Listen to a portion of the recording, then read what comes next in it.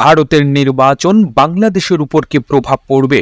আগামী 19 এপ্রিল থেকে ভারতের লোকসভা নির্বাচন অনুষ্ঠিত হবে। এই লোকসভা নির্বাচনের মাধ্যমে পরবর্তী 5 বছরের জন্য কারা ভারতের সরকার গঠন করবে তা নির্ধারিত হবে। নির্বাচন কমিশন ঘোষিত তফসিলে বলা হয়েছে 7 দফায় ভোট হবে এবং 4 জন ভোট গণনা হবে। ওই দিনই জানা যাবে ভারতের দিল্লির মসনদে কে বসছে। Free elections, transparently done, violence free, inducement free. This is what is the focus. তবে ভারতের বিভিন্ন জরিপ এখন পর্যন্ত বলছে নরেন্দ্র মোদীর নেতৃত্বে বিজেপির টানা তৃতীয়বারের মতো ক্ষমতায় আসার সম্ভাবনাই বেশি। ভারতের দৃঢ় গণতন্ত্রের দেশে জনগণ সবসময় চমক দেখাতে পছন্দ করে। শেষ পর্যন্ত ভারতের জনগণ কি সিদ্ধান্ত নেয়, কোন পথে কাকে ভোট দেয় তার উপর নির্ভর করছে ভারতের পরবর্তী সরকার গঠনে অনেক কিছু।